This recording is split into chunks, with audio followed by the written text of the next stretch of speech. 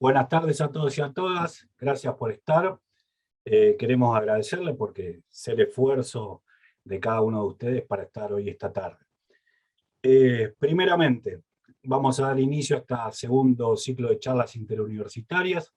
Hoy nos acompañan amigos, profesores graduados de la casa, de otras universidades, y bueno, y tenemos la presencia de la profesora Roberta, que nos acompaña en la Facultad Don Bosco de Porto Alegre. Antes que nada, quiero pasarle la palabra al doctor Álvarez, que acá lo veo conectado, para que dé el inicio formal de estas charlas. Muchas gracias, Mateo. Buenas noches a todos. La verdad que es un placer muy grande estar hoy aquí. Les voy a contar un secreto.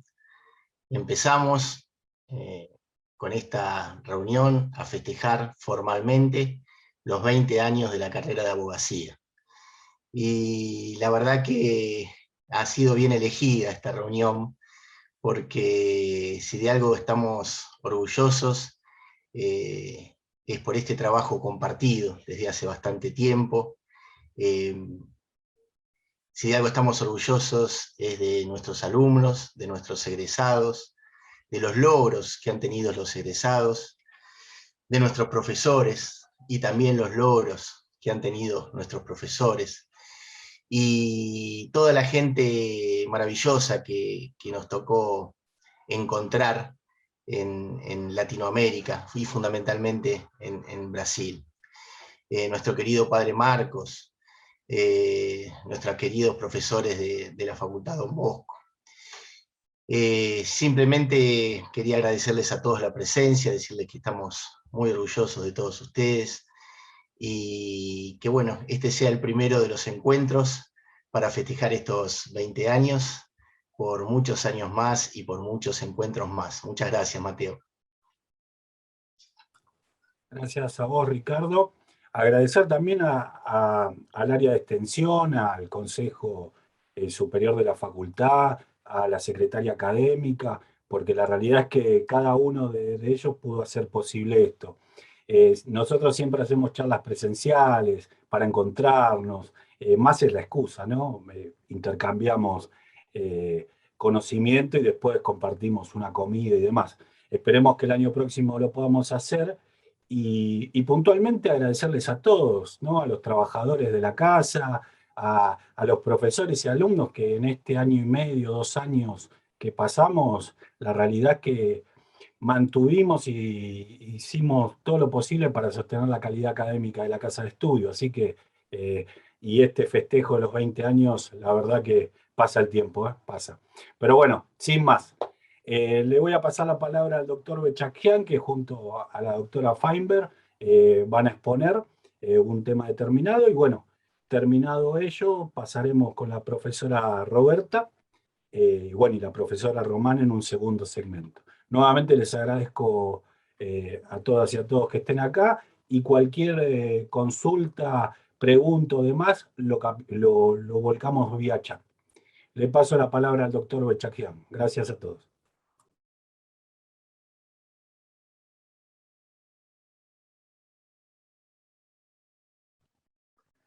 Bueno, muchas gracias, doctor Fusalva, por sus palabras, también las del doctor Álvarez.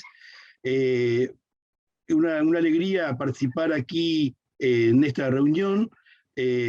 Ahora que el doctor Álvarez cuenta que cumplió 20 años, me acuerdo de la fiesta de los 10 años, o sea que ha pasado 10 años desde entonces. Es una linda forma de recordarlo. Y bueno, les doy la bienvenida y de agradecimiento, obviamente, a las autoridades de UMAI por participar o dejarnos participar en esta reunión. La bienvenida a colegas, exalumnos, actualmente colegas también en la profesión, amigos en general, colegas docentes, argentinos y de Latinoamérica. Y bueno, vamos a iniciar formalmente esta charla, ¿sí? Gracias a la tecnología podemos reunirnos y tomar contacto visual y auditivo. Respecto del tema que nos convoca, que es el derecho a la salud y el acceso a la justicia, ¿sí? Al final de mi exposición voy a explicar los motivos por los cuales este tema tiene particular relevancia. Pero por lo pronto voy a iniciar diciendo que de un tiempo a esta parte entran en conflicto dos aspectos que son importantes y que no tendrían que tener tanto confronte entre sí, tanto choque, que es la necesidad de dar respuestas urgentes a las personas que le reclaman al Poder Judicial alguna cuestión vinculada con la salud, ¿sí? La urgencia de la necesidad de un reclamo judicial para defender el acceso, el derecho a la salud, frente a los tiempos procesales, ¿no? Ustedes saben que una crítica constante es que los tiempos procesales, los juicios duran mucho y que a veces las soluciones no llegan en el momento oportuno, con lo cual se aumenta la incertidumbre y la injusticia. Entonces, por un lado está la certeza de obtener una decisión judicial en tiempo apropiado, respetando la urgencia también de la persona que, ante una negativa por una cuestión de un medicamento o de una intervención quirúrgica, tiene que recurrir al Poder Judicial para que tenga una respuesta en tiempo y forma, ¿verdad?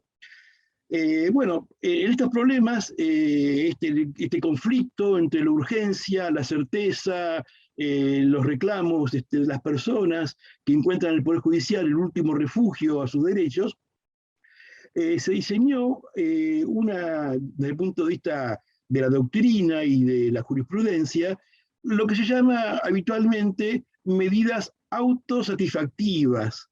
Esto es, ante la urgencia de un pedido que no admite demora, conceder judicialmente una medida, insisto, la compra de un remedio, un tratamiento o una intervención quirúrgica que tiene que tener una respuesta inmediata.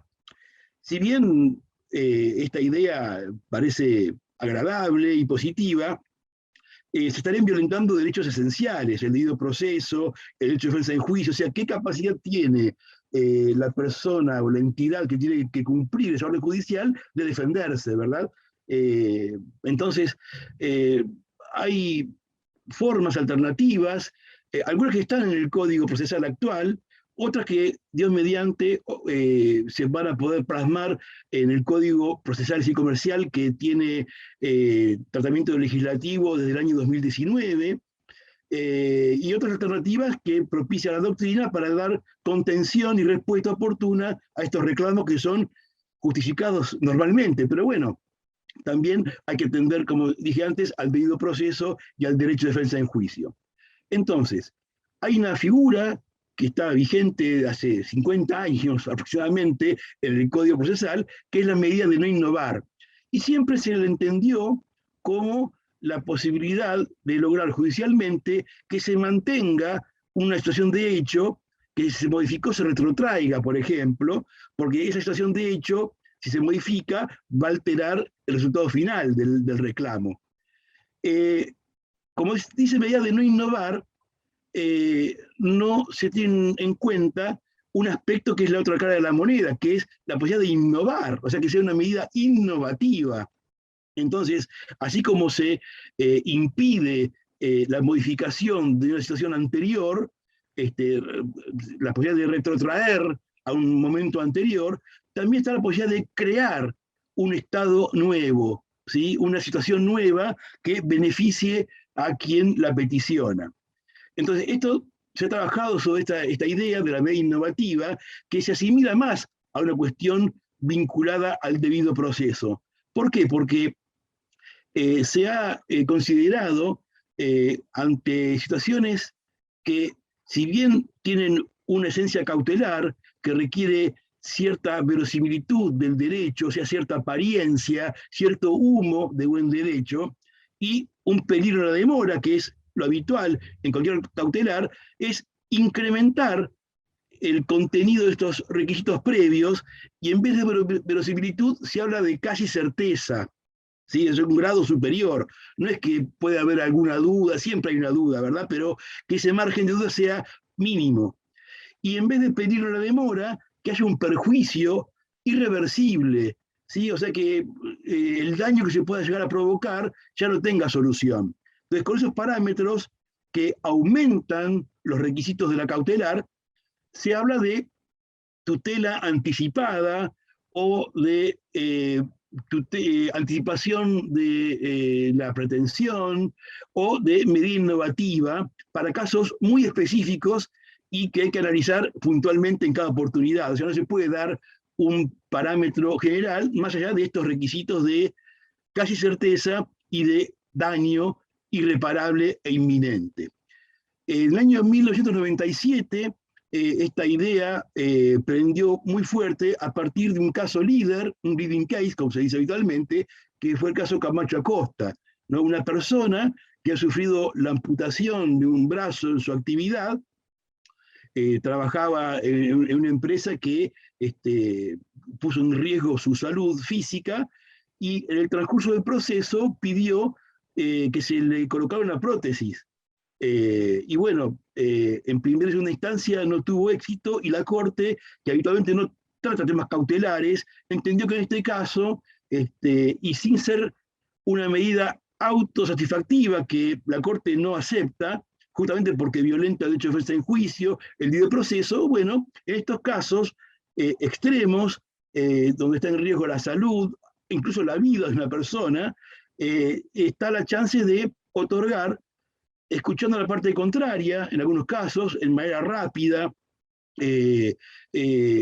una especie de solución que siempre es provisoria, porque esta es otra cuestión también, ¿no? La medida autosatisfactiva es como que se concedía y ya estaba, se agotaba no había un proceso posterior tendiente a consolidarlo, ¿no? Ya la pretensión se agotaba con la resolución. En estos casos, la tutela anticipada, en la medida innovativa, aparte de, insisto, requerir casi certeza y se quiere evitar el daño, siempre es provisoria. O sea, el juicio sigue y eventualmente si se pidió mal la medida, bueno, habrá un resarcimiento por parte de quien lo pidió mal, ¿sí? Pero bueno, esto, insisto, es una derivación de lo que se llama provisión de innovar, y está actualmente legislado en el Código Procesal en el artículo 230, ¿verdad? Ahora bien, mirando a futuro, desde diciembre de 2019 se encuentra a consideración del Poder Legislativo un proyecto de ley que va a modificar gravemente, entiendo de forma positiva, el procedimiento civil y comercial, que el código original ya excedió los 50 años y hay cosas que realmente hay que actualizar. Y como siempre ocurre en las cuestiones humanas, está la ley del péndulo, ¿no? O sea, de no tener nada a tener sobreabundancia de medidas. ¿Por qué? Porque el código que está todavía en proyecto, y bueno, algún día se tratará, Dios mediante, ustedes saben que acá también está en conflicto lo urgente y lo importante, ¿no? O sea, vivimos a nivel nacional de urgencia en urgencia y lo importante nunca sube los peldaños necesarios para ser tratado.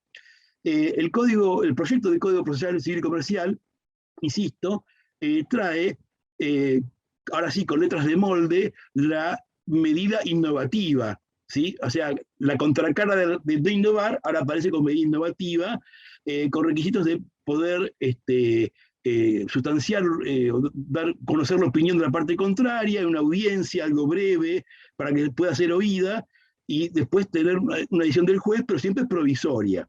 Pero a eso, que estaría dentro de lo cautelar tradicional, se le suma que dentro del proceso ordinario también está incluido la posibilidad de una tutela anticipada, ¿sí? O sea que lo incorpora también dentro del trámite del juicio ordinario esta figura de la tutela anticipada que ya tiene recepción como cautelar.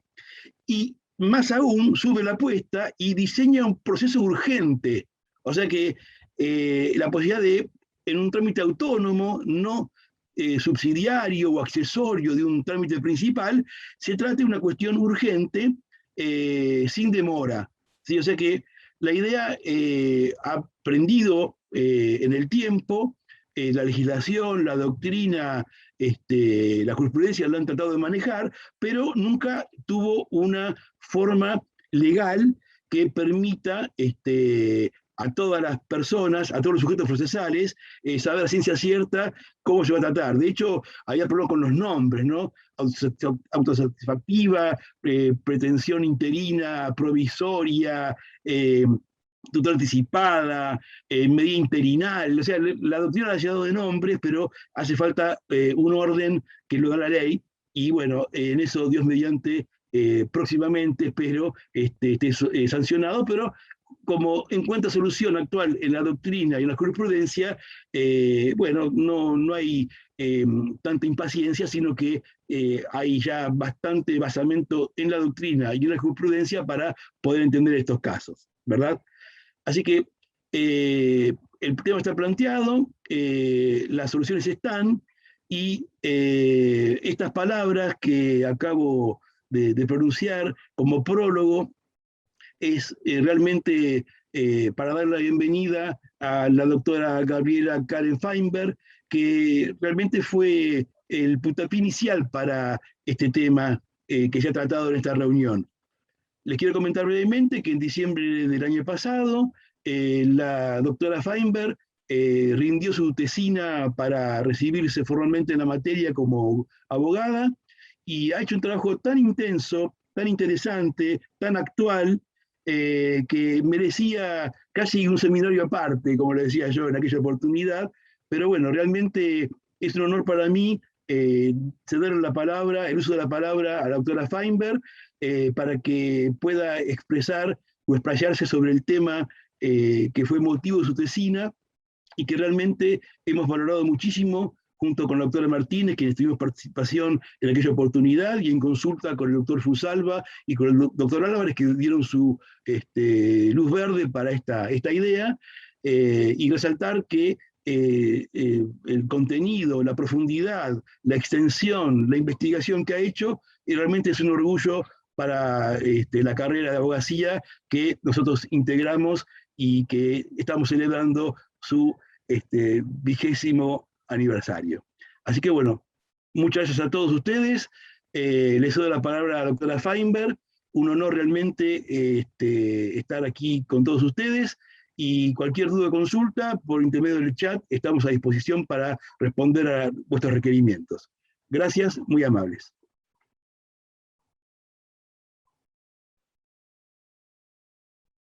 Doctora, ahí estamos con el mute. A ver, habilitamos Buenas tardes audio. a Ahí está. todos. ¿Cómo están? Espero que se encuentren bien. La verdad que me he quedado impactada, doctor Bechajian, por sus palabras, de la cual le agradezco, y así felicito al doctor Álvarez por los 20 años de la institución. Agradezco también y hago extensivo a la doctora Román y al doctor Fusalva, porque siempre han tenido la generosidad y la humildad de impulsar y promocionar este tipo de temas, que en este caso lo que voy a abordar tiene que ver con las personas con discapacidad. Para mí es una emoción muy grande compartir este espacio con ustedes. Bienvenidos. Y también saludar a todos los colegas, y a Roberta especialmente, y a todos los colegas de la Universidad de Don Bosco, y destaco, digamos, la importancia del trabajo mancomunado, en el sentido de fraternidad, de cooperación y de hermandad. Dicho esto, yo hice una introducción breve. Yo hice un trabajo de una tesina en referencia a las personas con discapacidad. Voy a compartir pantalla, si me permiten.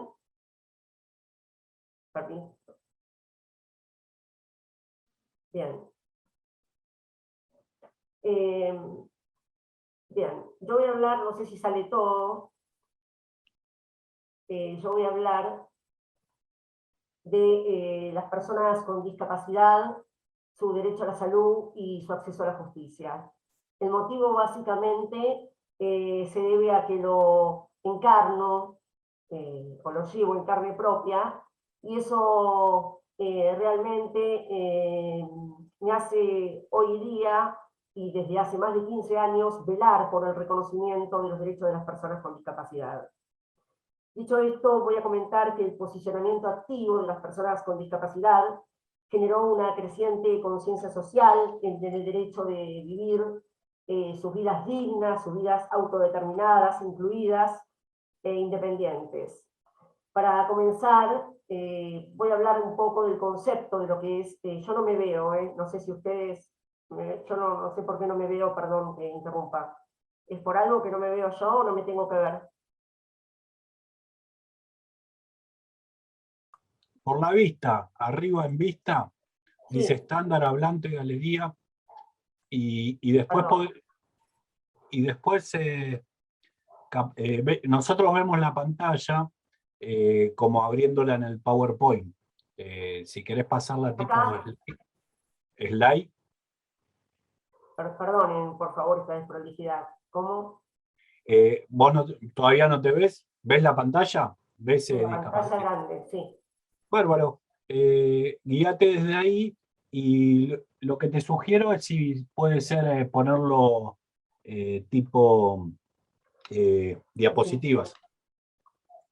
Y si no, así estamos bien, se ve bien y se te escucha claro. Perfecto.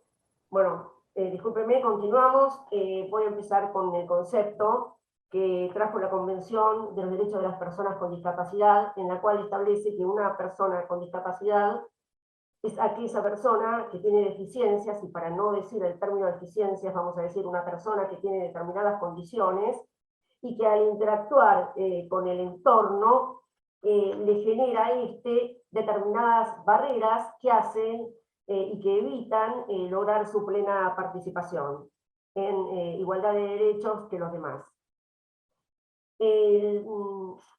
La RAE, años posteriores, trae un concepto justamente para humanizarlo, que en vez de hablar de la problemática física, sensorial o psicológica que tiene una persona con discapacidad, hablar de una situación que tiene una persona que posee una condición, ya sea física, mental, duradera, que se enfrenta a notables barreras de participación social. ¿Qué quiero decir con esto? Anteriormente, la persona con discapacidad era una persona que era considerado con un problema. A raíz de la Convención Internacional de los Derechos de las Personas con Discapacidad, pasa a ser sujeto de derecho, entonces pasa a ser reconocida como tal. Y entonces las barreras o el problema pasa a ser de la sociedad y no de la persona. Dicho esto, voy a contar brevemente sobre la Convención de los Derechos de las Personas con Discapacidad.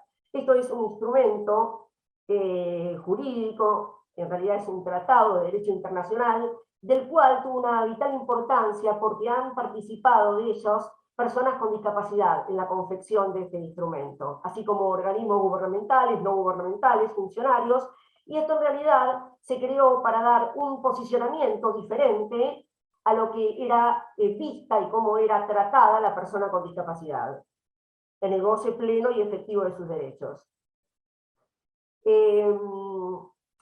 Ha sido ratificado en el año 2008 por la República Argentina y fue aprobada por la Convención de Derechos de las Personas con Discapacidad y su protocolo facultativo en una resolución en la Asamblea General de la ONU en el año 2006.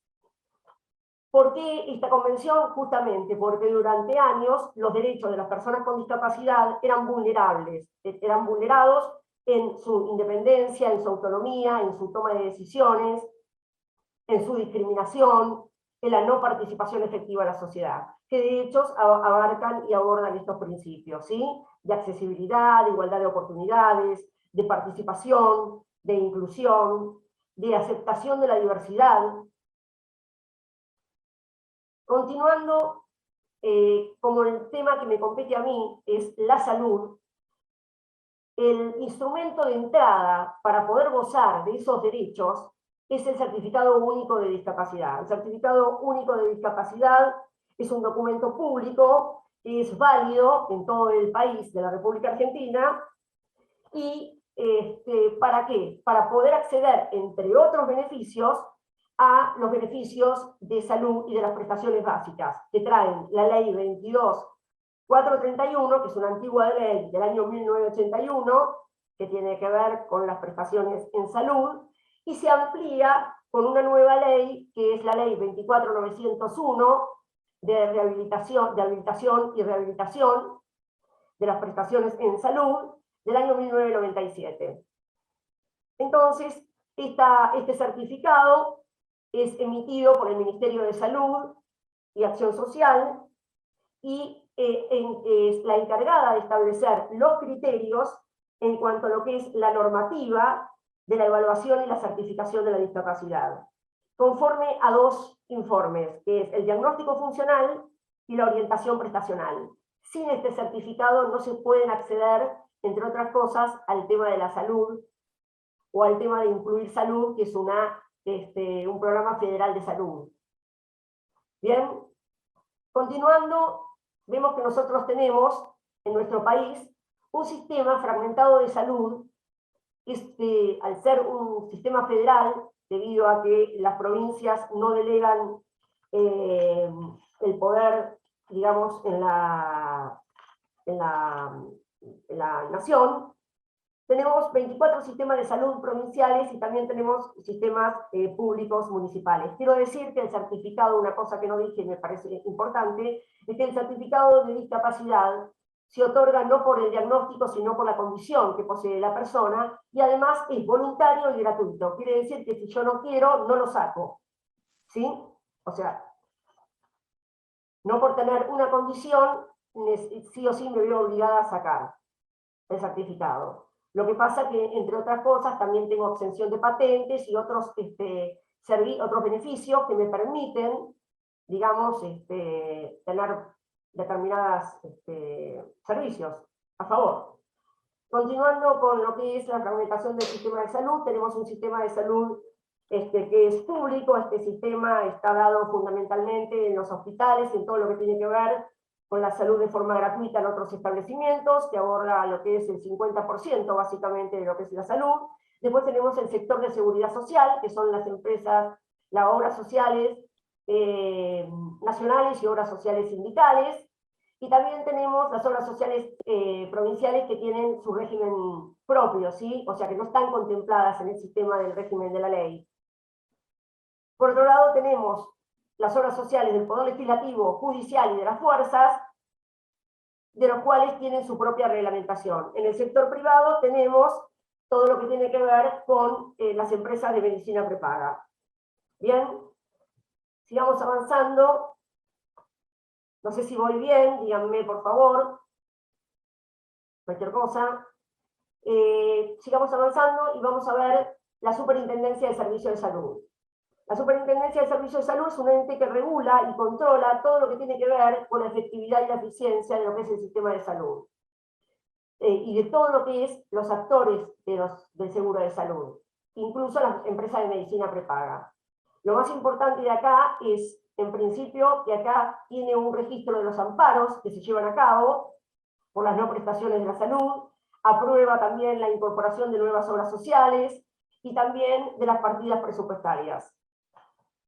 Tenemos el programa médico obligatorio, que integra dentro de la salud. El programa médico obligatorio es como si fuera una canasta básica de prestaciones, de lo cual tienen derecho los beneficiarios que reciben prestaciones médicos asistenciales, ¿sí? Digamos que es como un piso mínimo de derechos que deben tener. No se aplica a las obras sociales provinciales, salvo que hayan firmado un convenio en lo que es la ley. Y tampoco se aplica al sector público. El nomenclador nacional es una herramienta que en realidad se usa mucho para lo que tiene que ver como un catálogo en donde se desarrolla la terminología técnica de la prestación y el valor que tiene esa prestación para el prestador de salud. Entonces es muy utilizable administrativamente para lo que tiene que ver con una institución, por ejemplo, hospitalaria. Bueno, como mencioné, este sistema de prestaciones básicas de la ley 24.901 es un sistema de prestaciones en salud, específicamente para el grupo de las personas con discapacidad, en lo cual, cuando una persona, tanto con discapacidad como su familia y su entorno, no tienen los medios suficientes como para enfrentar el gasto de salud, el Estado actúa subsidiariamente. Bueno, de las obras sociales, lo que más me importa, en este caso, y lo que más importa, quiero decir, al margen de lo que es las obras sociales, cuáles son los beneficiarios, cómo funcionan con los aportes de los trabajadores y los aportes de los empleadores y demás, lo importante es la competencia. Entonces, la competencia, los agentes de seguro de salud van a estar sometidas exclusivamente a la jurisdicción federal, en tanto y en cuanto no actúe la obra social como actora, en ese caso puede optar por la justicia ordinaria. Así como tenemos empresas de medicina prepaga, empresas obras sociales, tenemos empresas de medicina prepaga. ¿Qué es lo importante de la empresa de medicina prepaga? La empresa de medicina prepaga en realidad es un contrato que se hace voluntario, un contrato de adhesión, con cláusulas de las cuales predispuestas, en las cuales tenemos un usuario, un consumidor, y una obra social que uno tiene, y una prepaga, perdón, que uno elige a elección. Vuelvo a insistir que la importancia son dos cuestiones. La primera, que ante la no prestación, ante la negativa, el silencio de la prepaga, yo puedo ejercer mi derecho de defensa al consumidor, que es la ley 24.240, ¿sí? Entonces me dice que en cuanto a lo que es la competencia, para iniciar los derechos que están establecidos, va a ser un proceso de conocimiento abreviado en tribunal ordinario competente, es decir, que se excluye a lo que es la justicia federal.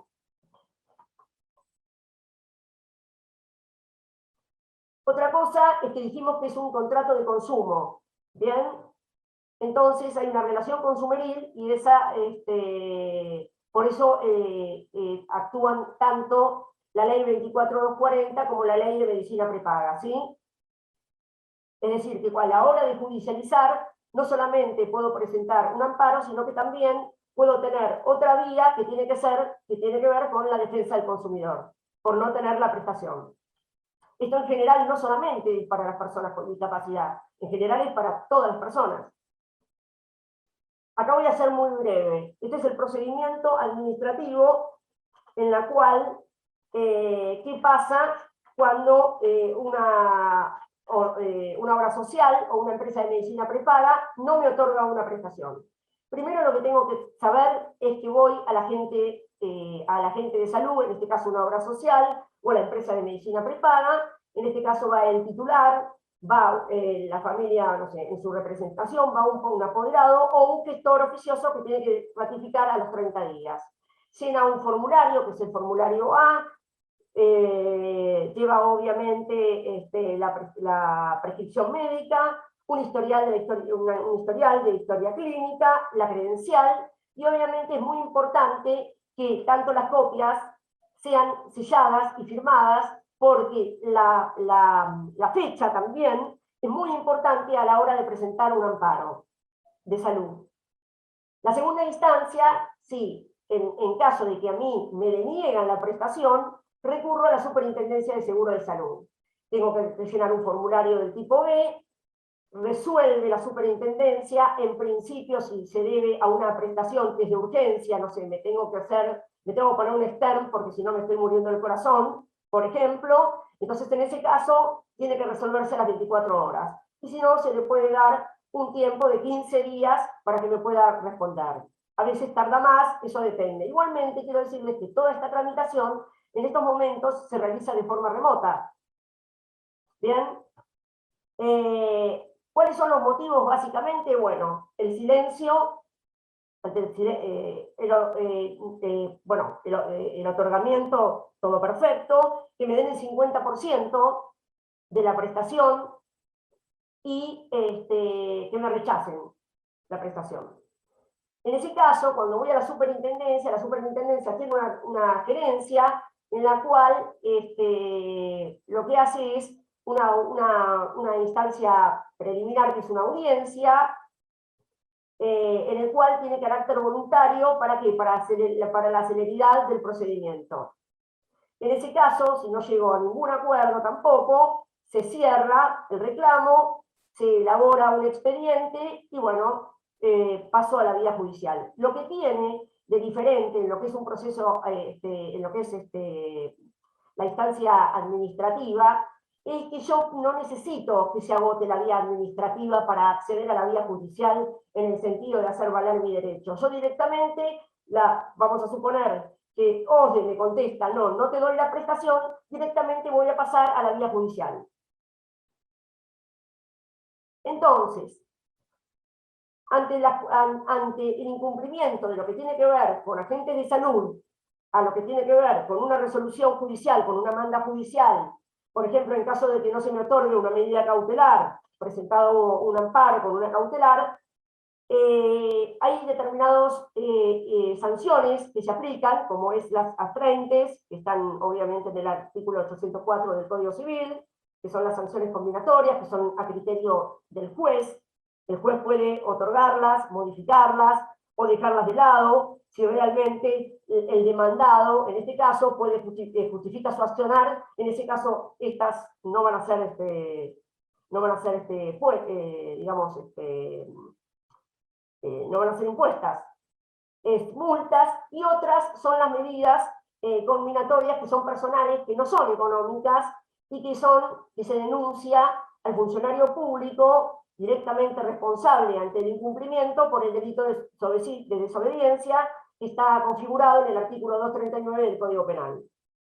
Y otra de las cuestiones, sabemos que el Ministerio, en este caso la Superintendencia de Salud, lo que tiene también es un registro nacional de juicios de amparo, en el cual los agentes de salud llaman y comunican justamente, digamos, la parte demandada, la cantidad de juicios y quiénes son los que tienen juicios. Y esto lo tienen que hacer trimestralmente. Bueno, para ir culminando, voy a cerrar. Yo iba a hablar del amparo, todos tenemos, o los que estamos, la mayoría de los que estamos acá, digamos, o los que estamos estudiando Derecho, y la mayoría, digamos, está en el tema recibido y demás, voy a hablarlo mejor con una jurisprudencia, el tema del amparo, es decir, cómo es una praxis, una práctica, de cómo es a la hora de hacer un amparo y cómo lees la resolución. Voy a contar simplemente un fallo.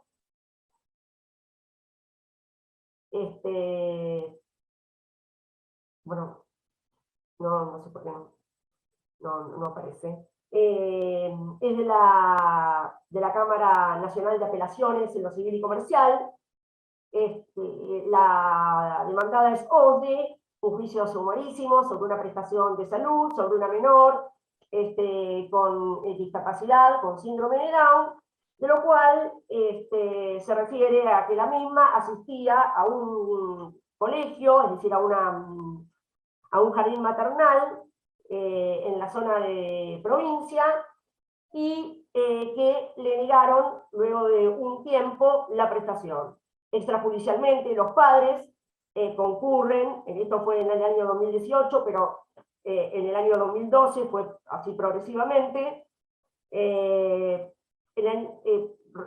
recurren a la obra social a solicitar prestaciones que tenían que ver con lo prescripto por el médico y la fonoaudióloga, que tenía que ver con fonoaudiología, psicopedagogía y todo lo que tiene que ver con la discapacidad, porque esto le permitía una mayor sociabilización, un sentido de solidaridad y de interacción con los mismos compañeros.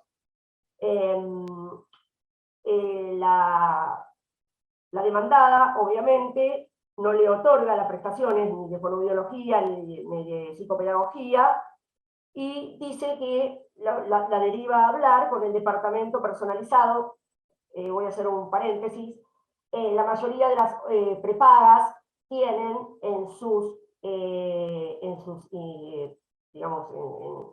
tienen departamentos, o tienen un departamento específicamente que atiende las situaciones y los casos de discapacidad. Entonces esta persona la deriva directamente a una atención personalizada de la gerencia. Asimismo, solicita la prestación del transporte escolar y la continuación para el jardín maternal.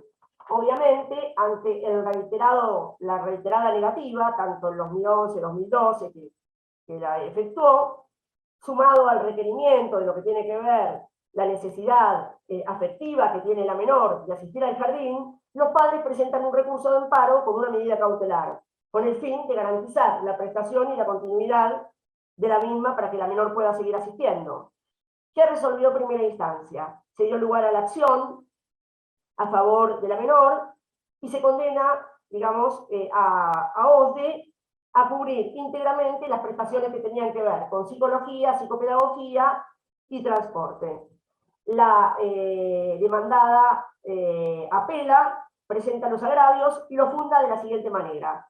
Dice que en la ley 24.901, en lo que prevé el módulo de educación inicial, comienza a los 3 años, y cuando los padres, los representantes de la menor, iniciaron la acción, la menor tenía 2 años. También destaca que frente a la resolución 428 del 99, establece que las prestaciones educativas para lo que es la cobertura, en lo que tiene que ver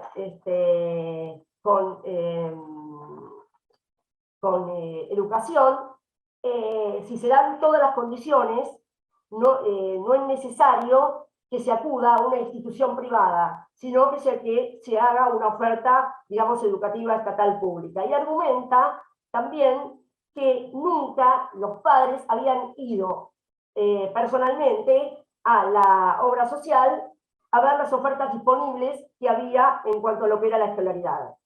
Bien. Por otro lado, ¿qué dice el Ministerio Público Fiscal a todo esto y el Defensor Público? Dada la jurisprudencia y en virtud de los antecedentes, propició de conformidad el pronunciamiento apelado y obviamente brindó lo que es el servicio de escolaridad a cargo de la emplazada en lo que tenía que ver con la escolaridad y el transporte. ¿En qué basó su fundamento? En este caso el razonamiento fue que se trataba de una menor que poseía certificado de discapacidad, que poseía además una discapacidad que era el síndrome de Down, y que a su vez le correspondían las prestaciones de la ley 24.901, ¿bien? En la cual dice que se le debe dar todo lo que es las acciones de prevención, asistencia, promoción, y protección en todo lo que tiene que ver con la salud integral en función a sus necesidades y requerimientos. El derecho que se le aplica, bueno, es la ley 26.378, que es la Convención de las Personas con Discapacidad, también en los términos del artículo 75, inciso 22, cuyo propósito es promover, proteger y asegurar el beneficio pleno de todos los derechos humanos a las personas con discapacidad, como así también promover el respeto y la dignidad inherente. Y también se funda en la Convención de los Derechos del Niño y en la protección integral de los niños, niñas y adolescentes. Por último, para cerrar, bueno, en la segunda instancia se modifica el pronunciamiento, se obliga al demandado a pagar, que otorgue la prestación conforme a los valores establecidos en el nomenclador, y finalmente también concederle el transporte solicitado. O sea que se le da lugar a la sentencia apelada, se recomienda que la menor continúe yendo al jardín maternal Diálogos, el transporte especial y lo que tiene que ver con las prestaciones en salud, y obviamente las costas que se le impone al recurrente, más los gastos de los profesionales. Como conclusión, simplemente voy a decir esta frase, para así no me voy a ir. iba a decir un par de conclusiones, porque voy a decir algo que es importante.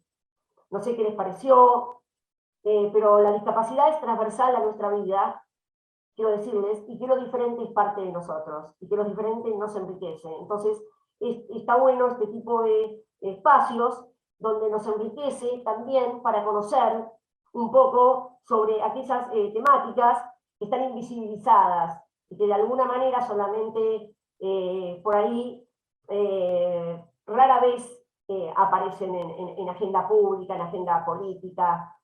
Bien, muchísimas gracias a todos. Muchas gracias, doctora. Ahí volvemos. Sí, la realidad que el material es bastante extenso y tanto el doctor como usted trataron de demostrar, creo que este es el puntapié inicial, por eso acá están pidiendo el material y demás. Sí, como no, voy a, perdón, doctor Fusalva, obviamente voy a pasar el PowerPoint a todos los que lo soliciten, o se lo entrego a usted, doctor Fusalva, para que lo haga llegar. Porque es bastante interesante, y acá les dejo el fallo que comentó en el chat, porque creo que es una discusión que es muy presente. Son problemas que, como decía la doctora, no tienen que ver tanto también con la discapacidad, sino para cualquier persona y cualquier dolencia que pueda pasar cualquier familiar, y es bueno saber todo esto. Viendo el material hay muchos conceptos de amparo, marco normativo, así que iba a decir le exhorto, ¿no? Les pido el compromiso de poder compartir o armar una pequeña publicación, porque es bastante interesante y pudieron extraer lo principal, tanto en la introducción del doctor como usted ahora. Continuando un poco con esto, quería comentarles algo que dijeron y que pasó muy por alto, se pasó muy por alto. Nuestro sistema de salud tiene tres partes: una pública, una privada y obras sociales. Esto es algo distintivo de nuestro país, y las obras sociales están administradas por los sindicatos. Y aunque no lo crean, hay algunos informes que lo pueden ver, entre 13 y 14 millones de personas tienen obra social, porque las obras sociales son de los trabajadores. Entonces, ¿cuán importante es el sistema, tanto nacional como provincial, como general, que se vio en la pandemia, ¿no? La realidad de los hechos es que es un sistema que se sostiene y hace equilibrio, porque tenemos las obras sociales, tanta gente, lo público, lo privado, las prepagas y demás. Muy interesante. Los felicito, la verdad, un excelente trabajo, y les pido, o les pedimos todos, que compartir este material, porque es muy bueno, la verdad que muy bueno todo. Bueno, ahora vamos a pasar a la otra parte. Le voy a dar la palabra a la doctora Roberta, que nos visita de Brasil, de la Facultad Don Bosco de Porto Alegre. También agradecerle y hacerle extensivo nuestro saludo a toda la comunidad de la facultad, profesores, estudiantes, graduados, a los coordinadores Guillermo y José, y también, bueno, a Dalmolini y a nuestro amigo Silvio Batelo, que bueno, nuestro amigo en común. Así que le paso la palabra. Bueno, le agradezco a Sergio, le agradezco a Gabriela la exposición, y bueno, ya pasamos al siguiente segmento. Habla la doctora Roberta. Bueno, buenas noches, ¿me escuchan bien? ¿Están me escuchando bien? Perfecto. Perfecto. Está bien. Una gran alegría estar aquí con todos ustedes, con profesora Gabriela, profesor Sergio, que estoy a conocer ahora, y mis amigos, gran amigos de corazón, profesor Mateo, profesora Roxana, profesor Ricardo. Realmente yo estoy muy emocionada porque me gusta mucho estar en Argentina. Mateo sabe muy bien. Y pronto, esperemos que la situación fique bien, que todos tenemos acceso a las vacunas y a todo. y que possamos entonces abrazarnos, un gran abrazo en todos presencialmente, quién sabe en año próximo, quién sabe en año próximo. Entonces, es una gran alegría estar aquí con ustedes. Cuando Mateo invitó para presentarles un tema acerca de derecho de familia, que yo soy profesora de derecho de familia y sucesiones, y pido perdón por el español, porque yo hablo medio, yo hablo muy bien, pero yo aprendo con mi esposo, que es uruguayo, que Mateo y Ricardo conocen muy bien. Y yo pensé, bueno, derecho de familia es un mundo, es algo que cualquier tema que vamos a hablar acá es muy interesante y pronto. Pero yo opté por tratarles con un tema nuevo en Brasil, por tanto es algo nuevo también para ustedes, que es un fallo de la Suprema Corte brasileña, que llamamos Supremo Tribunal Federal, la Suprema Corte brasileña, acerca de la fixación y la consolidación de la monogamia en Brasil, que es un principio constitucional, pero como todo principio estaba muy abierto a interpretaciones, como todo principio constitucional.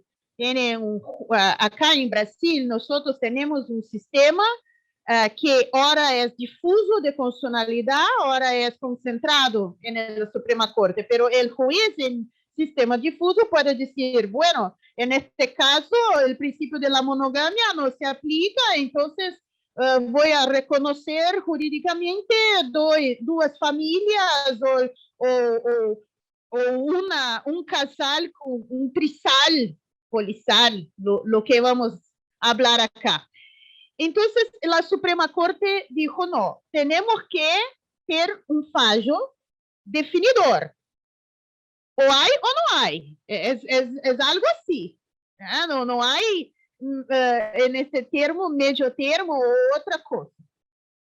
Y la Suprema Corte decidió, por tanto, observar el principio de la Constitución, que hay el principio monogámico, de la monogamia, es decir, no, el principio de la monogamia es lo que está, por tanto, ordenando las uniones conjugales en Brasil y, por tanto, debe ser observado. ¿Cuándo que no va a ser observado? Cuando la Constitución va a ser reformada. Punto. Queremos otro tipo de principio, quién sabe, poligamia o otro. Bueno, vamos a reformar la Constitución. Esto es algo con el legislador reformador constitucional, pero no cabe al juez, al judiciario, en la Suprema Corte, alterar algo que está en el texto genuino constitucional. Entonces fue un fallo muy importante porque acá en Brasil tuvieron muchas iniciativas, incluso de cartorios, que llamamos acá el cartorio de registros de nacimientos y matrimonios y todo, y tenemos también los notarios.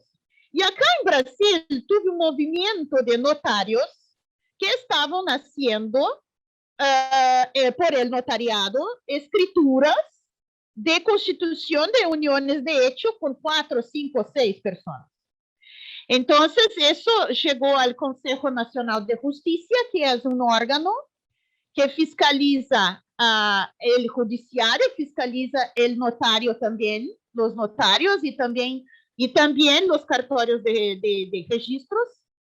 Y el Consejo Nacional de Justicia determinó, no se hace nada, el notario no tiene ese poder, no hay autonomía para el notario, porque es algo que es materia legal y constitucional. Tiene que haber alguna especie de regulamentación legal.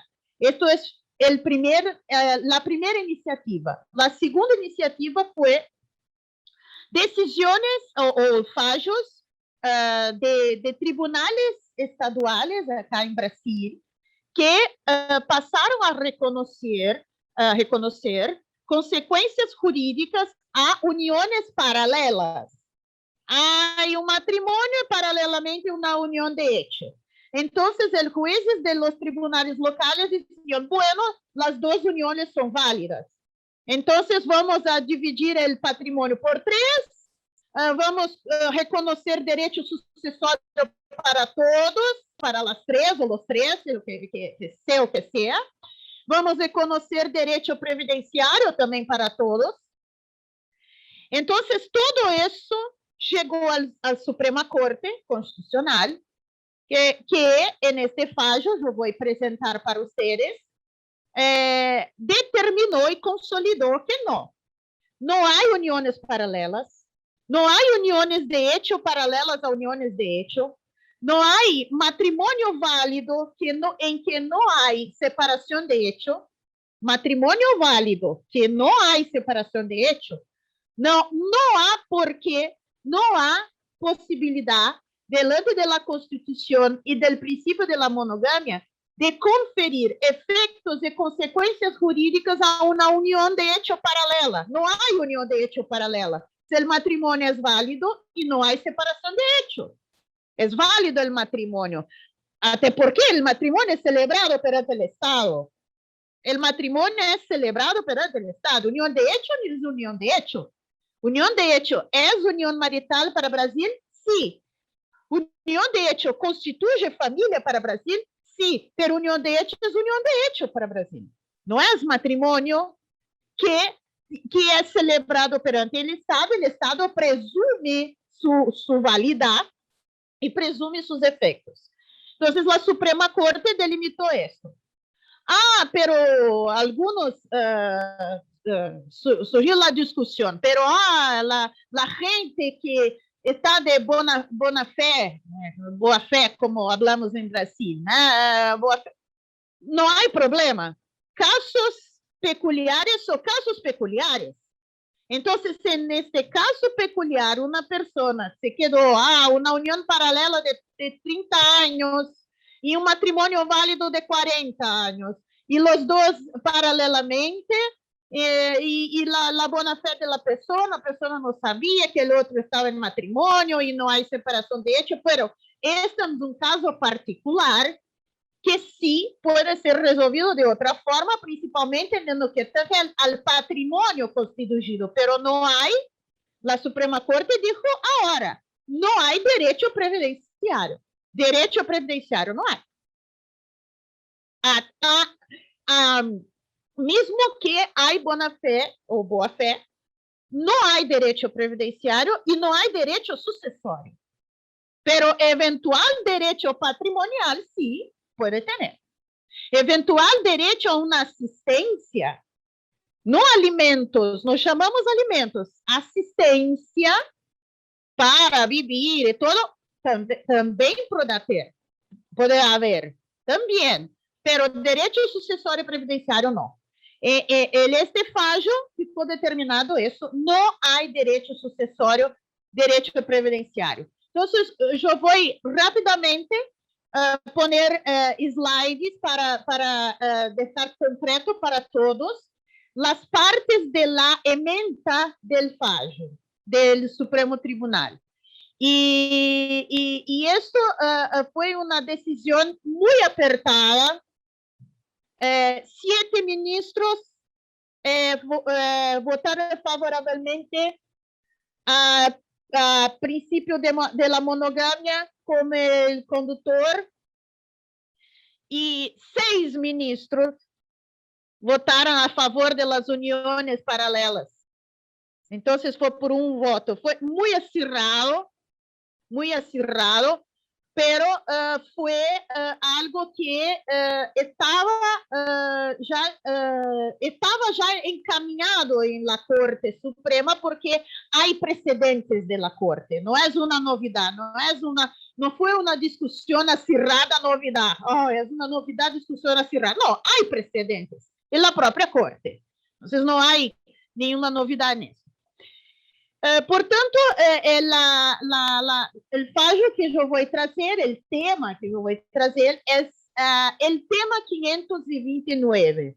Tema es, para explicaros, el sistema funcional brasileño es posible poner en control difuso na Corte Suprema, el control difuso por recurso e não por ação de constitucionalidade, de inconstitucionalidade, por controle difuso, ou seja, por recurso, que chamamos acá recurso extraordinário, o relator ministro, o ministro da Suprema Corte, o relator pode poner en esse recurso algo que chamamos acá repercussão general.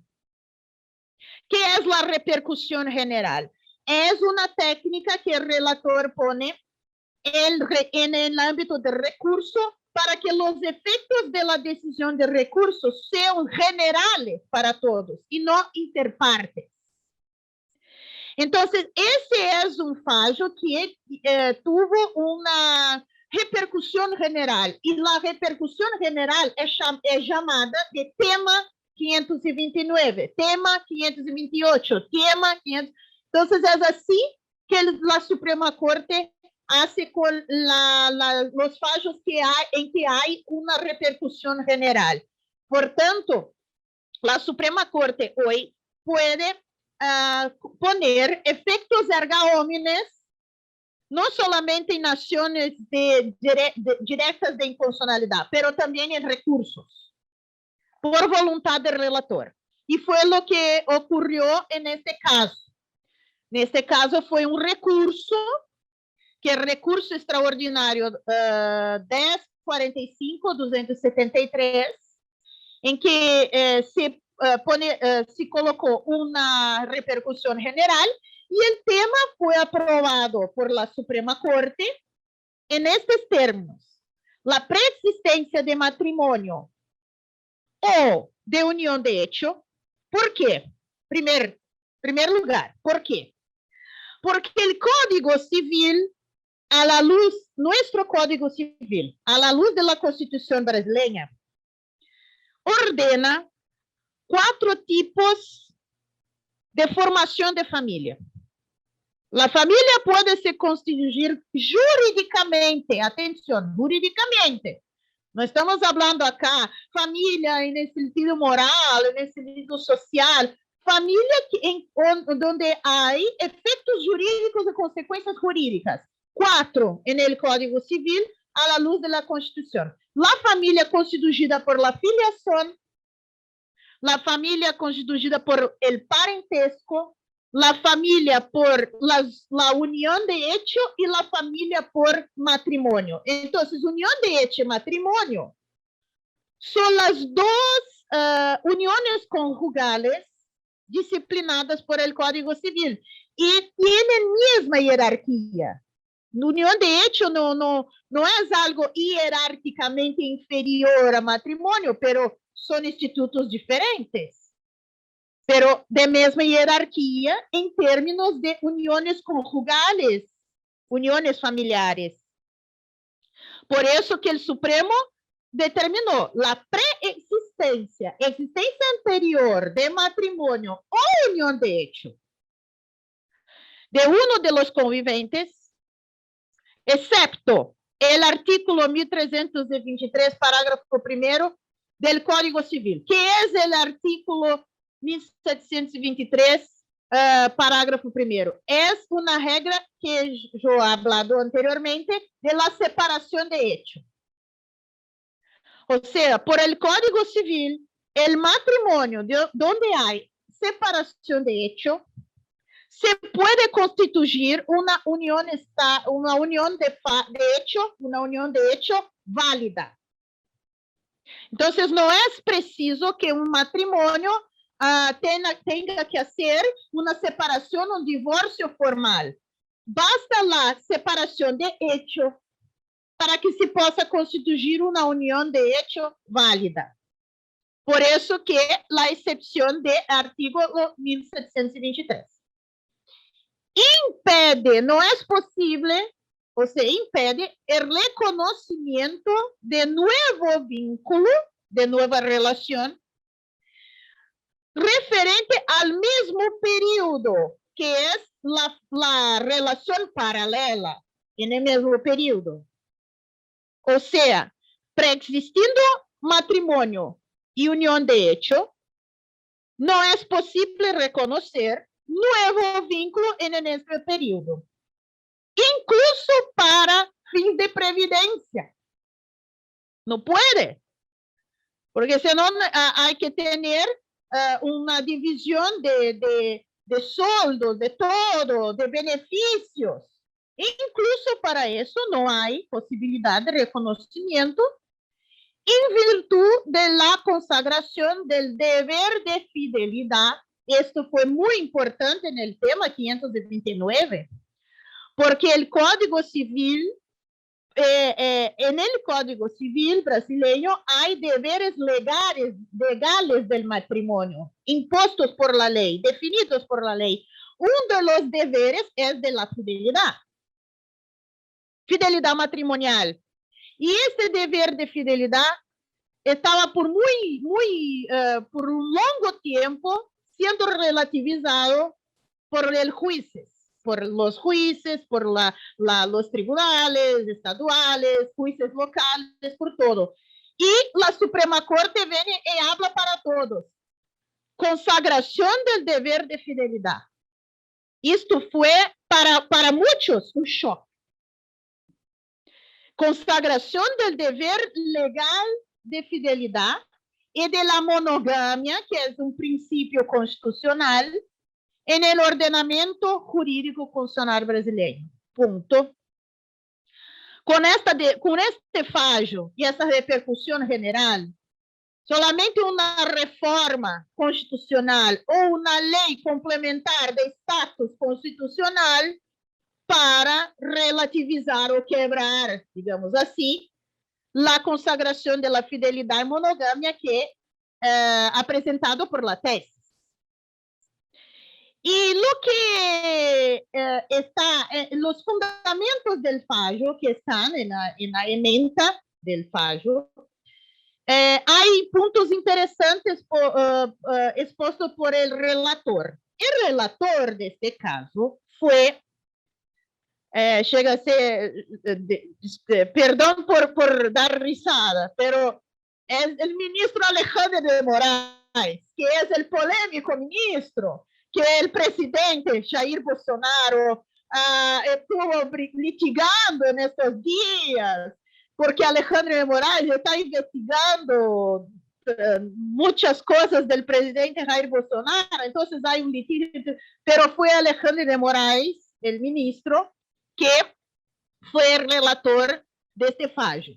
Y él colocó el siguiente, que la cuestión constitucional que está siendo decidida, en juego, siendo decidida, con repercusión general, es la posibilidad de reconocimiento por el Estado, vea, por el Estado, ese es el problema. La Suprema Corte se deparó con esta cuestión. ¿El Estado debe reconocer o no? ¿O qué nos dice la Constitución? ¿Qué nos dice el ordenamiento jurídico? Si socialmente las personas hacen las relaciones afectivas como quieren, bueno, está bien, pero el Estado va a se posicionar como. ¿Cuáles serán los efectos que tendrán que existirán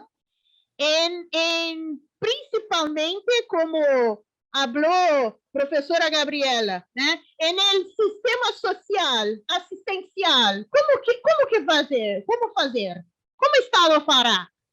Si nosotros vamos a reconocer varias o inúmeras uniones paralelas, el sistema no va a esgotar todo.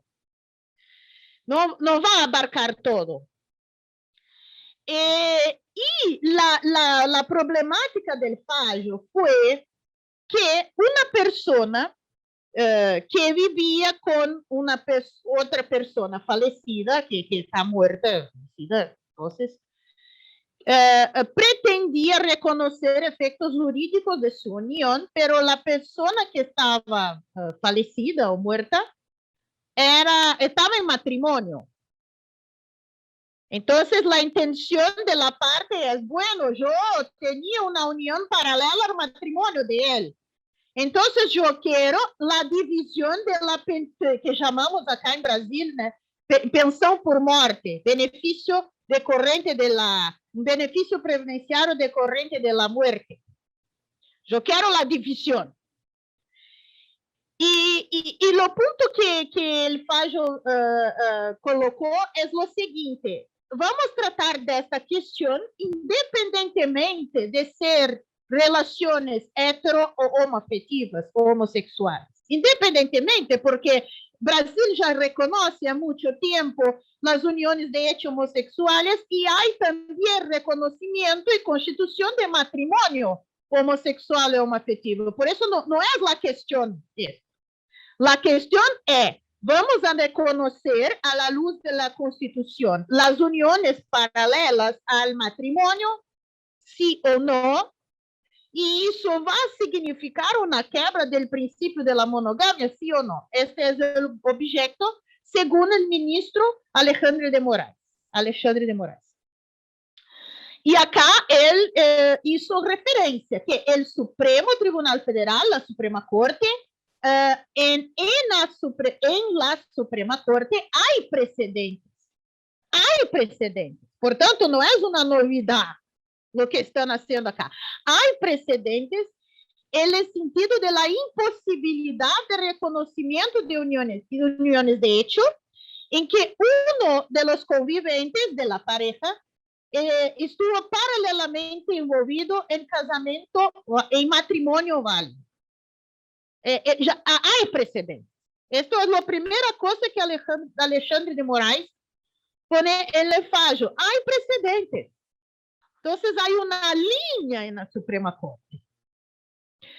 Y por tanto, las relaciones paralelas al matrimonio, según el Código Civil, artículo 1727, son relaciones concubinarias, concubinato, que es una relación ilícita, relaciones no eventuales, portanto, ilícitas entre hombre y mujer, o hombre, mujer, donde hay impedimentos para matrimonio. Entonces, si hay este tipo de situación legal, por tanto, es concubinato. Y concubinato es una relación ilícita, y por ser ilícita, no hay efectos, principalmente previdenciarios. No há como reconocer, e sucessórios tampouco.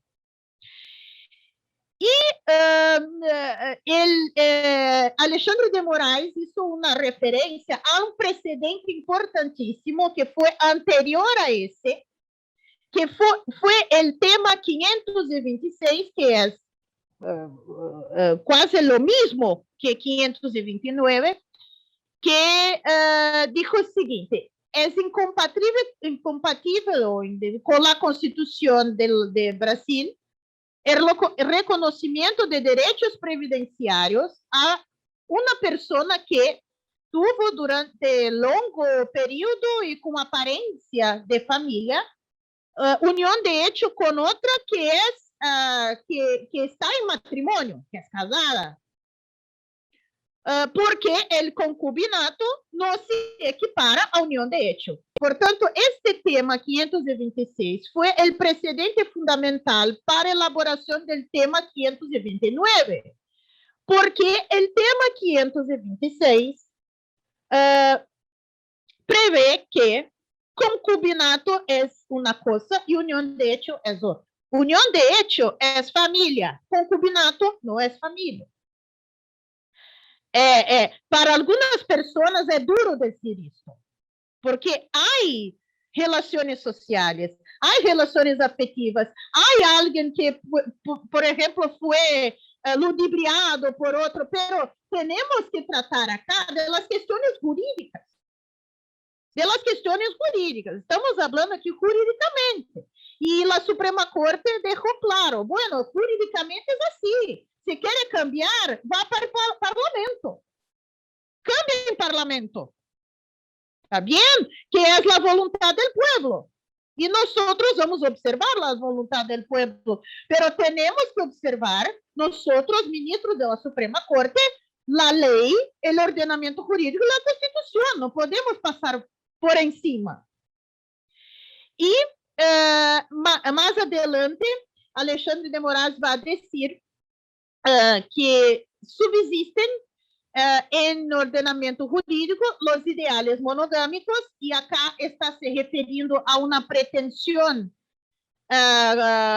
colocada en lo pedido inicial de la acción de un reconocimiento de una eventual poligamia. Entonces, Alexandre de Moraes dijo, no, subsiste en el ordenamiento jurídico constitucional el ideal monográmico por el principio, entonces vamos a cambiar el fundamento, no agora, no ahora. Cambia el fundamento, pero no podemos, yo, Alexandre de Moraes, y ministros, no podemos cambiar el fundamento. Es totalitarismo cambiar el fundamento constitucional. Entonces, si vamos a cambiar el principio de la monogamia, vamos a cambiar el principio de la dignidad humana, que tiene miedo a jerarquía constitucional. Então, vamos cambiar a dignidade humana. Vamos cambiar todos os princípios constitucionais, então. Se vamos cambiar esse nos outros, bueno, entonces qualquer totalitário o governante del país vai relativizar a dignidade humana. Pronto, estamos perdidos. Não é assim. Princípios são princípios e ponto, tem que ser observados. E depois, Alexandre de Moraes hizo una observación que es esta. El artículo 226 da Constituição, princípio da exclusividade ou monogamia, como requisito para reconocimiento jurídico desse tipo de relação afetiva inserta en el mosaico familiar, independentemente de relacionamentos hetero ou homoafetivos. Novamente, la Suprema Corte hablando que no está en la causa una cuestión, si va a ser así porque es homoafectivo, heteroafectivo, no. Está en la causa el principio constitucional positivado, el ordenamiento como un todo y el Código Civil. Punto. Tenemos que observar todo eso. Entonces, a título de conclusión, que yo voy a dejar a disposición los slides para todos y también mi correo electrónico, a título de conclusión, que voy a decir es lo siguiente, que acá en Brasil hay una gran división de líneas ideológicas, principalmente en derecho de familia. Pero yo voy, en este punto, yo tengo diferencias con varios fallos de Suprema Corte, pero en este punto yo voy a decir que la Suprema Corte fue técnica, fue acima de las líneas ideológicas, fue analizando el ordenamiento constitucional, el ordenamiento legislativo, diciendo, bueno, este es el ordenamiento, si no estoy contento con eso, voy a cambiar en la instancia ordinária, a instância que é para isso, competente para isso, que é o parlamento, ponto. Então, este fallo foi um divisor de águas no Brasil, um divisor de águas. Tanto que vários grupos acá, grupos ideologicamente atrelados, propuseram projetos de lei em parlamento para regulamentar as uniões paralelas. Entonces, ainda hay discusiones en Brasil, pero el divisor de aguas pues de fallo fue muy significativo. Entonces, muchísimas gracias por el espacio, por la oportunidad y por estar con ustedes hoy en esta noche. Muchísimas gracias. Muchas gracias, profesora. Siempre con esa pasión y concreta, específica, y hay que aclarar algo, cuando que te pido, Roberta, que lo aclares, o al profesor Sergio o a Roxana. Cuando hablamos, en la Argentina, cuando hablamos de reforma de la Constitución, es todo un tema, pero quiero que comentes algo, que en Brasil la Constitución se reforma. No sé si podés hacer un breve comentario. No, la Constitución en Brasil, la reforma de la Constitución en Brasil solamente por el Parlamento. Y hay principios y núcleos duros de la Constitución que no se puede reformar. Los derechos fundamentales, por ejemplo. Perfecto. Pero los principios es el problema. Porque el principio no es un derecho fundamental. En el artículo 5 de la Constitución hay un catálogo. Entonces, es un problema. Principios como monogamia, por ejemplo.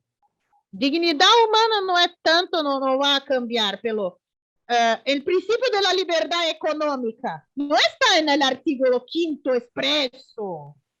¿Vamos a cambiar la libertad económica? O algunos ya intentaron en el Parlamento brasileño. No. La reforma trabalhista del Parlamento brasileño, que fue aprobada, estaba yendo, fue muy criticada por hacer una reforma de los derechos sociales de la Constitución. Pero el argumento del Parlamento, ¿cuál fue? Pero no son derechos que están expresamente en el artículo 5 y por tanto no puede ser cambiado. Entonces, este es el problema. Y la Suprema Corte no es, nunca reformó nada, nunca cambió nada de la Constitución, pero en el ámbito de la interpretación, principalmente de principios, sí puede decir que por la interpretación puede hacer alguna alteración, pero estamos hablando de interpretación. Entonces, pero es diferente de esa decisión porque el principio de la monogamia está en 226 parágrafo tercero. Entonces, no podemos decir otra cosa. Entonces, esto es lo que puede rápidamente puedo explicarte, Mateo. Perfecto. Gracias por la aclaración y, bueno, como siempre, excelente, brillante. Y bueno, y le voy a dar la palabra a la doctora Román. Tanto Sergio o la doctora, si quieren intervenir después, con todo gusto. Vamos a escucharle a la doctora Román.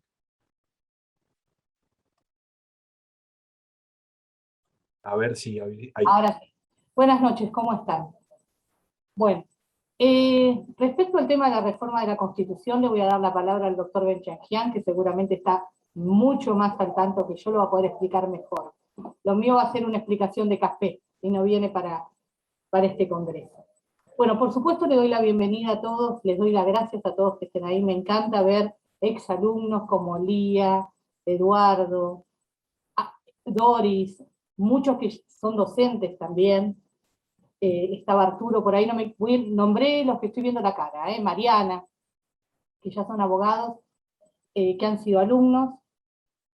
Yo estoy cumpliendo, me voy a tener que hacer un vestido porque estoy con los 15 años de la carrera, tengo que festejar los 15 yo ya, en esta casa que tanto queremos. Me voy a tomar 5 minutitos para hablar un poquito respecto de la exposición que hizo Roberta. Nosotros, Roberta, tenemos la unión convivencial reconocida en el Código Civil y Comercial, en esta derogación que se hizo del Código de Vélez Arfield, se reconoció la unión convivencial por una cuestión que existe, o sea, las uniones convivenciales existen. Estaban a la vista de todos, era muy controversial en los tribunales, porque bueno, el Código de Vélez, por supuesto a Vélez Arfield no se le hubiera ocurrido nunca este tipo de familias. Nosotros tenemos la unión convivencial, tenemos el matrimonio igualitario anterior al nuevo Código Civil y Comercial, le llamamos nuevo por una cuestión de que ya nos acostumbramos, pero ya tiene 6 años. Lo que tiene de particular el ordenamiento jurídico nuestro es que acepta la unión convivencial, pero no le equipara un matrimonio, ni tiene vocación hereditaria, porque el matrimonio sigue en nuestro ordenamiento jurídico. Lo importante es el tema de la vocación hereditaria.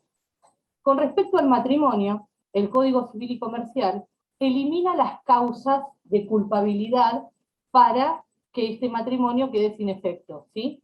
Para un divorcio. Acá yo siempre hago el mismo chiste, te podés casar con el carnicero, salís del registro civil, te vas a dar una vuelta con el verdurero y puedes dormir con el sodero. Nadie te va a decir nada. Eso no es causal de divorcio. ¿Sí? Se eliminaron esos deberes, como el de fidelidad o el de vivir bajo un mismo techo. Es muy controversial también el tema de la unión convivencial, pero tiene, a los efectos de la prueba, un contrato, por llamarlo de alguna manera, un acto jurídico, donde los convivientes deciden absolutamente todo, desde la educación de sus hijos, la religión, dónde van a vivir, qué va a pasar con las mascotas, pero para que ese contrato esté registrado, ¿sí? Que se registra en los registros civiles, no tiene que haber un ligamen preexistente. Quiere decir que si es unión convivencial, uno de los convivientes tiene un matrimonio anterior, no lo puede hacer. O tiene una unión convivencial inscripta anterior. ¿Sí? El matrimonio no está dentro de nuestra Constitución, como ustedes tienen una Constitución de estructura distinta a la nuestra. Nosotros el tema matrimonio, unión convivencial y todo lo que tiene los derechos y obligaciones de la familia están en el Código Civil y Comercial. Solamente esas cuestiones como para que también pongamos en paralelo lo que pasa en Brasil y Argentina, que somos tan cercanos.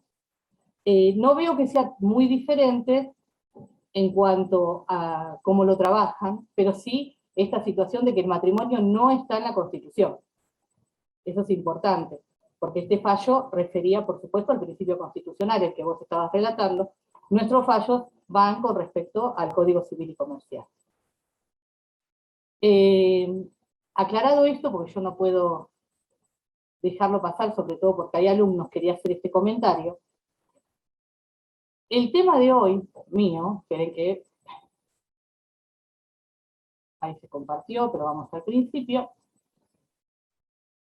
y nunca encuentro, para animarlo, la copita. Arriba. Presentación, ahí está, gracias Mateo. Bueno, nosotros, lo que yo quiero exponer en este momento, tiene que ver con el sujeto vulnerable en el derecho de la familia. Una parte de nuestra doctrina dice el derecho de familia, otra parte el derecho de las familias, justamente porque tenemos distintas clases de familia que son aceptadas, ¿sí? La unión convivencial, el matrimonio igualitario, las familias que son unipersonales. Entonces, una parte de la doctrina pluralizó la palabra familia. Ahora, yo lo que les voy a dejar acá para que ustedes vean, mientras voy hablando, es un extracto de un fallo de la Corte Interamericana de Derechos Humanos, que yo lo trabajé en el último congreso que fui a Brasil, que habla del caso Furlan y familiares versus Argentina. ¿Sí? En este caso, lo que pasaba era que la figura del padre o del hombre estaba totalmente desvirtuada. ¿Sí? No se lo tomó como un sujeto vulnerable. La Corte Interamericana lo que hizo fue una corrección al respecto.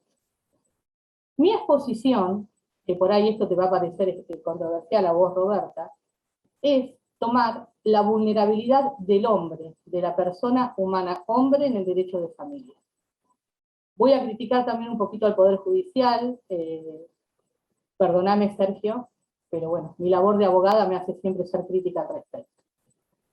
El derecho de las familias, los sujetos vulnerables, hoy, por las leyes que tenemos de protección de violencia, ¿sí?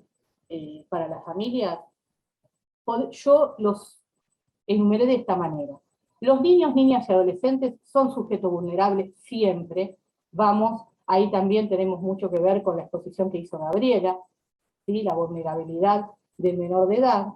Los adultos mayores también son sujetos vulnerables, y la mujer. Ahora, ¿qué pasa? Yo no digo que estos no sean sujetos vulnerables y que no tengan que tener la tutela del Estado, porque acá lo principal es el principio de tutela efectiva del Estado, como hablaba el doctor Benchagian. Sino que dentro de las familias, en la mayor parte de las familias, hay un hombre, y ese hombre es padre. Y cuando se empiezan estas controversias, ¿qué sucede? El padre queda totalmente desvirtuado o tiene que acceder a un proceso aparte para hacer valer sus derechos como padre. Esto es lo que nos estamos encontrando hoy, lo que me encuentro yo en este momento. Roberta, te cuento que son más clientes hombres los que tengo que clientas mujeres en casos de violencia familiar y en restricción de poder hacer valer sus derechos. ¿Qué sucede? Primero tendríamos que definir lo que es un sujeto vulnerable según la Real Academia Española, ¿no? Vulnerable, según el diccionario de la Real Lengua Española, dice que puede ser herido o recibir lesión física o moralmente. Esto es muy amplio, pero para lo que yo les vengo a plantear, viene alineado. La vulnerabilidad en el derecho refiere a aquella persona que está siendo lesionada, que está siendo privada de sus derechos. ¿Sí?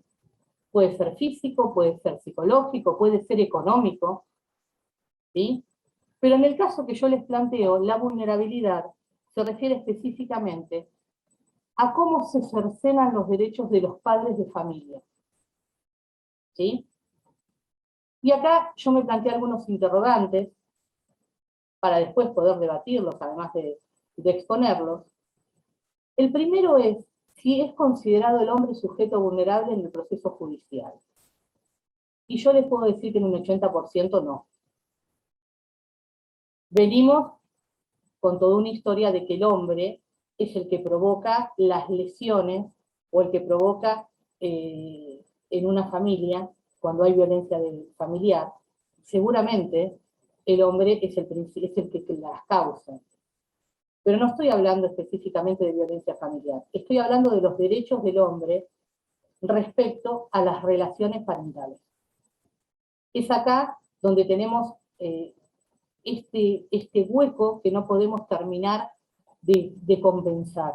Odio decir que hay lagunas en el derecho, pero hay un hueco donde no podemos compensar y son los derechos del hombre respecto de sus hijos y sus hijos respecto de su padre. Porque no nos olvidemos de que los niños son sujetos de derecho y por supuesto tienen derecho a tener una relación con su padre, más allá de la situación que haya pasado con los esposos o los convivientes. ¿El hombre necesita defenderse en el sistema? Esta es otra pregunta. Sí, decididamente sí. En un proceso donde la madre tiene el cuidado personal o que nace de un expediente de violencia familiar, el hombre siempre se tiene que defender. Y estamos frente a una situación donde todas las entrevistas de los equipos técnicos tienen al hombre, entre comillas, estigmatizado. Lo van a hacer responsable.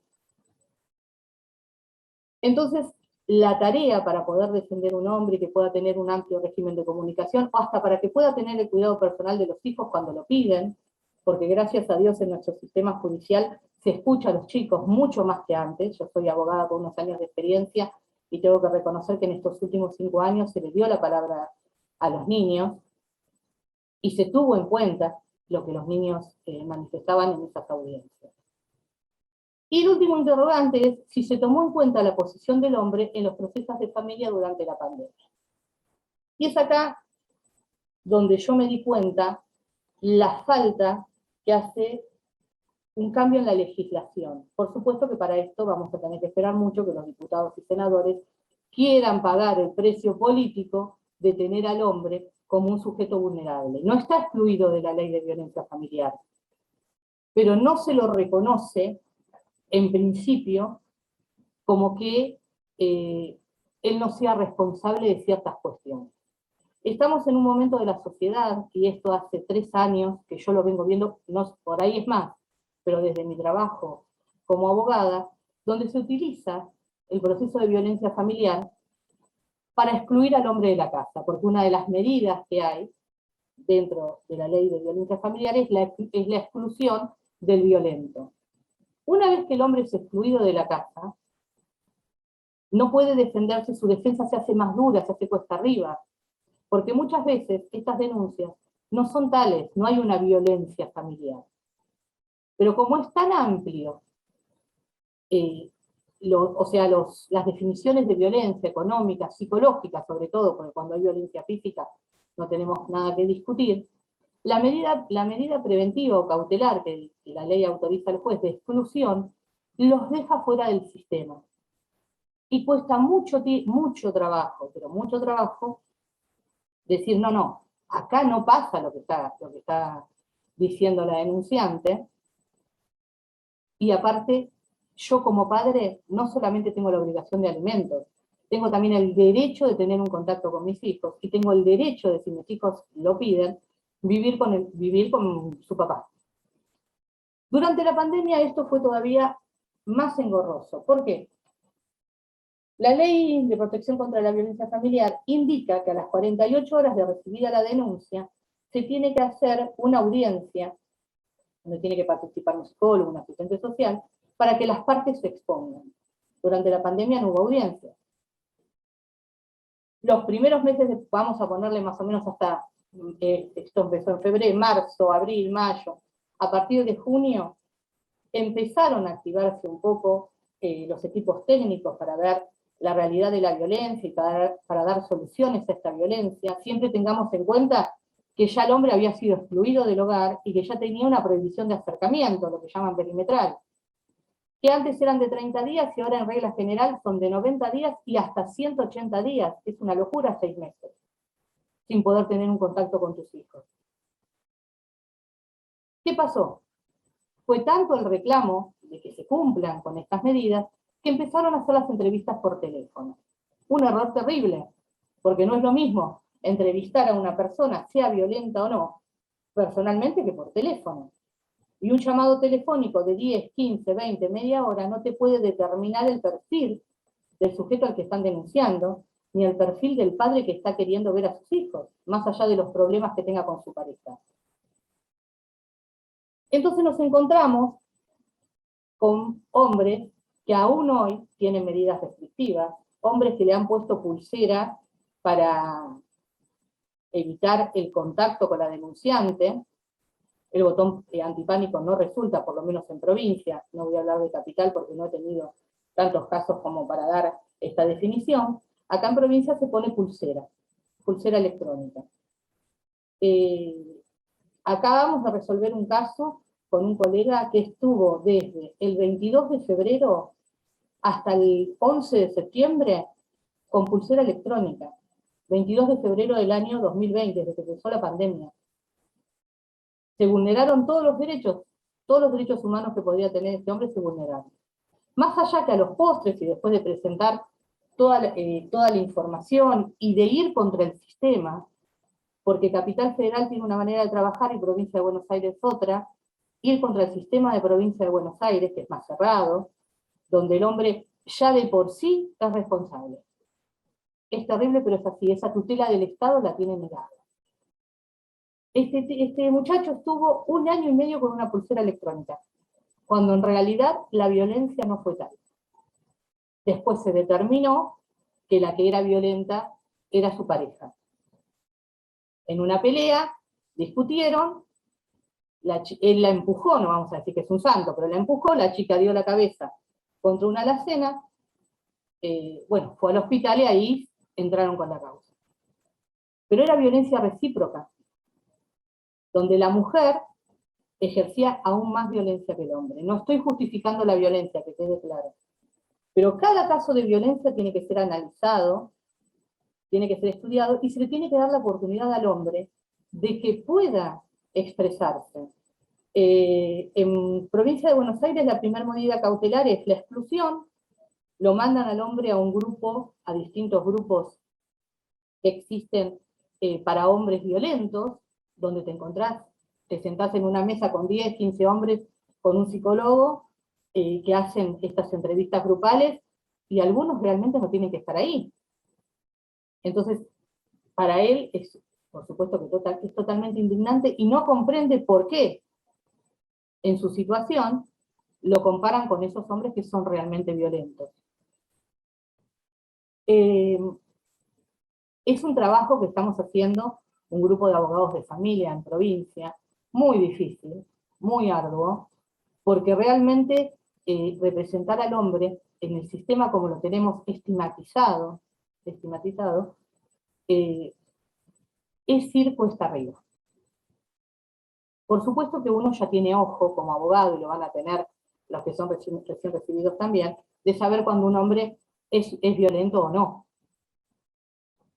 Pero lo que me preocupa a mí es esa falta de contacto que tuvo, por ejemplo, este muchacho durante 1 año y medio con sus hijos.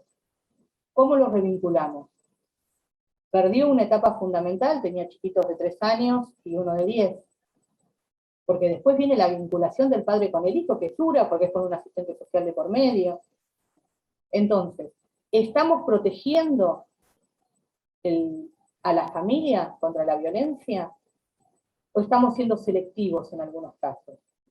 ¿No sería obligación del equipo técnico primero verificar esa violencia en la mejor manera posible y darle la participación que requiere el hombre? Porque el hombre, para defenderse en un proceso de violencia, necesita un abogado particular. Porque hay excelentes abogados del Estado, hay excelentes equipos, pero generalmente no toman los casos de los hombres. Y necesita tanto ahínco y estar tan presente en el expediente que los equipos gratuitos no lo pueden hacer, por una cuestión de cantidad.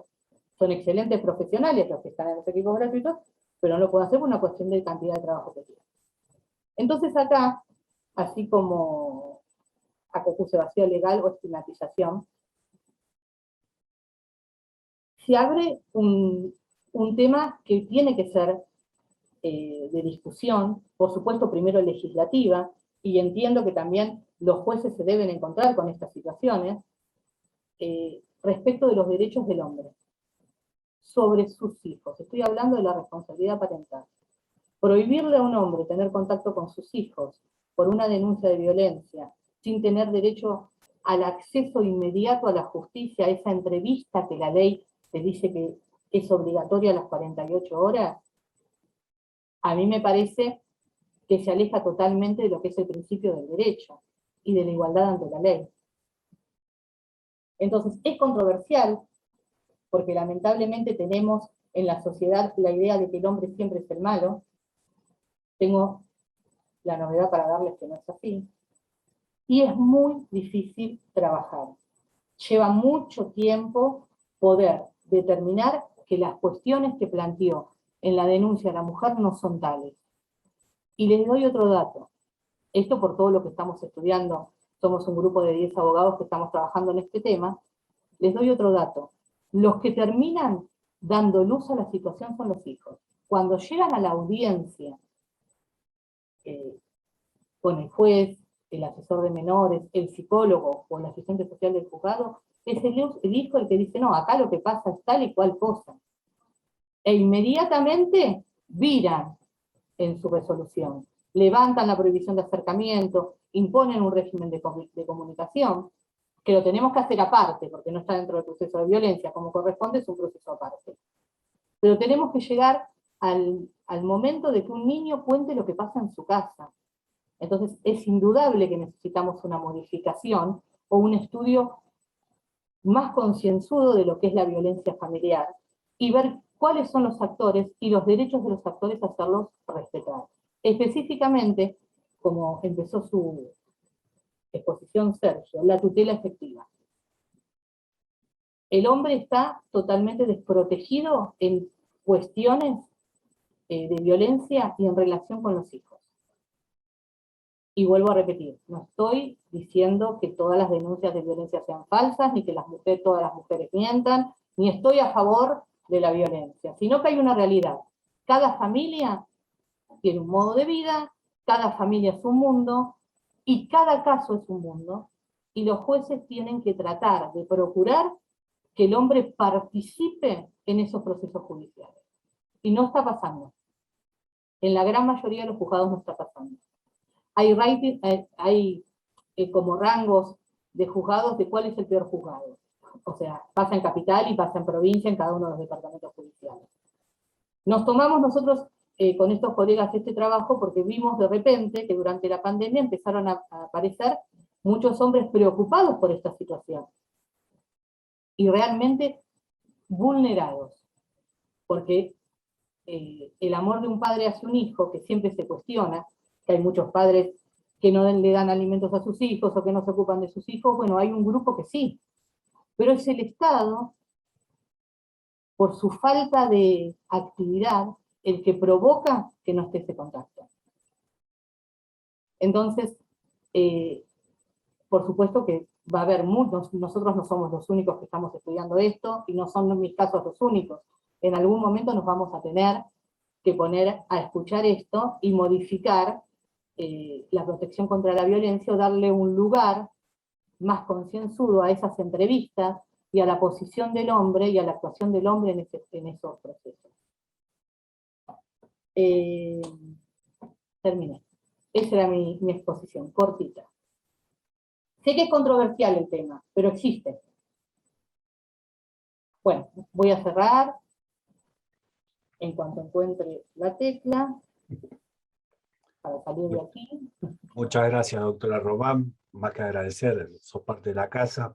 Y sí, es un tema, pero este es un ciclo de charlas que tienen que ver con la investigación.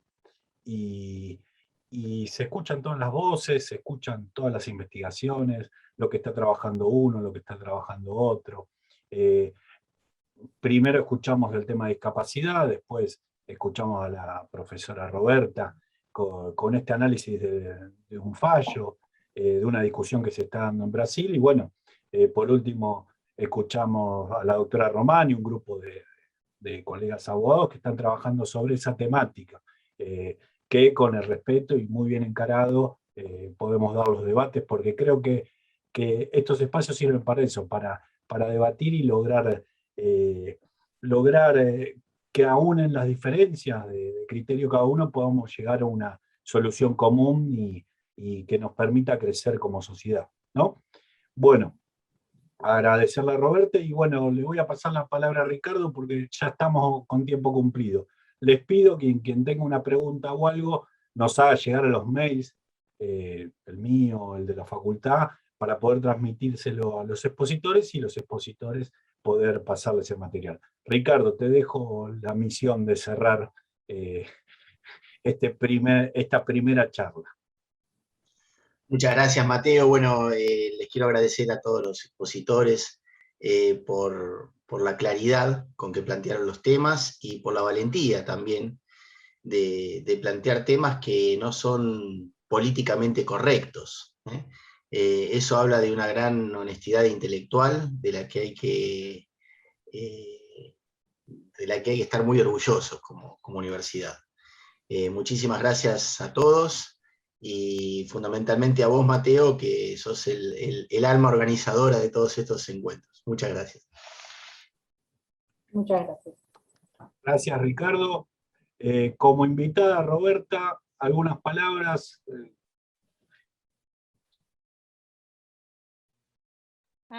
Muchísimas gracias nuevamente por la oportunidad. Y realmente gustaría mucho de dar un gran abrazo a todos ustedes. Y espero el año próximo estar en Argentina con todos. Muchas gracias. Sergio, Roxana, Gabriela. La verdad le di la palabra a Roberta porque es invitada, nosotros somos de la casa, pero Sergio, también. No hay problema, gracias Mateo. Bueno, un saludo grande para todos.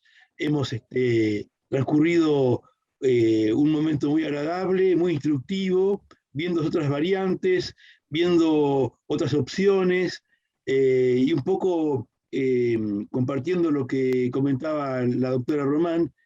Roxana querida, estamos otra vez con el péndulo, o sea, ahora está en contra del hombre y bueno, algún día se logrará el equilibrio estable del punto medio entre ambas situaciones. Gabriela, felicitaciones también por tu exposición. Roberta también, ha sido muy ilustrativa tu explicación, que se entendió perfecto, no hay ningún inconveniente con el idioma, nos acercamos mucho con tus expresiones, y bueno, un abrazo enorme para todos, y sumo mi voto a lo que decía Roberta, que nos podamos ver próximamente, personalmente, para darnos un fuerte abrazo que tanto nos merecemos. Gracias, y felicidades también por el nuevo aniversario de la carrera de abogacía. Muchas gracias.